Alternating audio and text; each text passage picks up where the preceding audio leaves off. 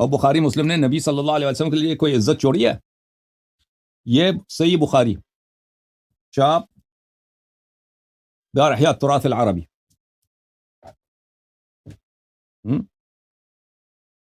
یہاں پر 1252 وہی نبی صلی اللہ علیہ وسلم جو مسلم میں ایک باب ہے کہ لوگوں کو بلا وجہ وہ گالی دیتے تھے، ہاں انہی سے روایت ہے، قال عبداللہ قال النبی صلی اللہ علیہ وسلم، نبی صلی اللہ علیہ وسلم نے فرمایا سباب المسلم فسوق، مسلمان کو گالی دینا، مسلمان کو گالی، اب صحابی کو گالی دے تو وہ تو بڑی بات ہے آپ لوگوں کے نزدیک، آپ لوگوں نے تو وہ بھی کاٹا نا، اچھا قانون بھی بنانے کی کوشش کی پاکستان میں کہ جو صحابی کو گالی دے وہ جیل چلا جائے، تو یہ نبی ہے تو نبی جیل میں جائیں گے، اس سے اب کیا کرو گے بھائی؟ اس سے تو نبی صلی اللہ علیہ وسلم جیل، ان پہ پرچہ کٹے گا نا، ایف آئی آر، سباب المسلم فسوق وقتال کفر۔ اب مجھے بتاؤ بھائی، اب آپ کہتے ہیں نا کہ ہمارے انبیاء سے غلطی ہوتی تھی، آپ دیکھیں اگر انبیاء سے غلطی ہوتی تھی بھائی تو آپ لوگوں نے خاتم الانبیاء صلی اللہ علیہ وسلم کے لیے بھی کوئی عزت نہیں چھوڑی، ہمارے نزدیک ہمارے مذہب میں جب آئیں گے نا۔ اسی طریقے سے انہی چیزوں کی بنیاد پہ یہ عقیدہ ڈیڈکٹ کیا گیا کہ جو انبیاء ہیں یہ اللہ کی اسپیشل پروٹیکشن میں ہیں، اس لیے ان سے گناہ نہیں سرزد ہوتا، رہی لغزش، اجتہادی خطا، دو اچھی چیزوں میں سے کم اچھی چیز کو اڈاپٹ کرنا، نبی کے اعتبار سے وہ لغزش شمار ہوتی ہے، ہمارے لحاظ سے تو وہ دونوں چیزیں نیکیاں ہی ہوتی ہیں، اس حوالے سے انبیاء سے لغزشیں ہوئی ہیں۔ حضرت موسیٰ علیہ السلام سے بندہ مر گیا، قرآن میں آیا ہے، توبہ کی انہوں نے۔ حضرت نوح علیہ السلام نے کافر بیٹے کے لیے دعا کر لی، حالانکہ نبی کے شایان شان نہیں ہے، اس کو تو پتہ ہے کہ کافر کے لیے دعا نہیں ہو سکتی، معاف کر دیا اللہ نے، توبہ کی انہوں نے۔ ابراہیم علیہ السلام نے، پھر حدیث شفاعت بخاری مسلم میں آتی ہے کہ قیامت تمام نبی اپنی اپنی غلطیوں کو، لغزشوں کو یاد کریں گے، گناہوں کو نہیں، غلطی اور لغزش، اور کہیں گے نفسی نفسی،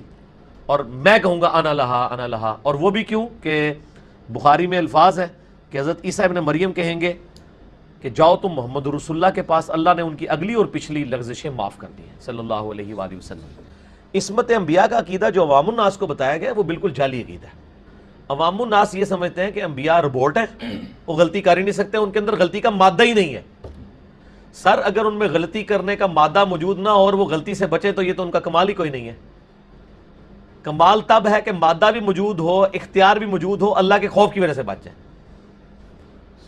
تو یہی تو ہے۔ اگر مادہ نہ ہو تو نبی علیہ السلام، حضرت یوسف علیہ السلام کے بارے میں کیوں آتا ہے کہ اس نے یوسف کا قصد کیا، زلیخا نے یوسف بھی اس کا قصد کر لیتا اگر اللہ کی برہان نہ دیکھتا۔ اس کا مطلب ہے یوسف کے اندر کمپیٹنسی، کیپیبلٹی تھی اس میں مبتلا ہونے کی، روبوٹ نہ ہوئے۔ عام لوگ یہ سمجھتے ہیں انبیاء روبوٹ ہیں۔ اچھا پوچھیں حضرت آدم نے وہ پھل کھا لیا تھا، وہ سب کو پتہ ہے، تو پھر یہ کیا تھی؟ غلطی نہیں تھی؟ سارے انبیاء کی غلطیاں ہیں، لغزشیں ہیں، گناہ نہیں ہیں۔ نبی علیہ السلام کے بارے میں جو غزوہ بدر کے قیدیوں کو رہا کر دیا اس پہ آیا، پھر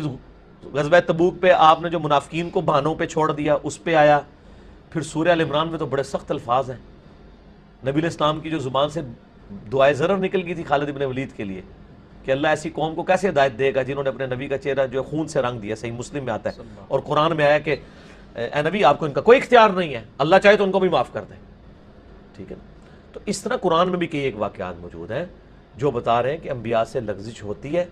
لیکن انا فتحنا لک فتحا مبینا، جب یہ آیات نازل ہوئیں تاکہ اللہ تعالیٰ آپ کی اگلی اور پچھلی لغزشیں معاف کر دیں، گناہ نہیں، آپ اس کو بغاوت نہیں کہیں گے، لغزشیں۔ حدیثوں میں نہیں، نبیوں کے بارے میں صرف یہ عقیدہ ہے کہ نبی پیدائش سے لے کے وفات تک اللہ کی حفاظت میں ہوتے ہیں، کہ اللہ کے خوف کی وجہ سے اللہ تعالیٰ ان کو گناہوں سے بچا کے رکھتا ہے، بس اس سے زیادہ نہیں ہے کہ نبی روبوٹ نہیں ہے، نعوذ باللہ۔ نبیوں سے لغزش بھی ہو سکتی ہے،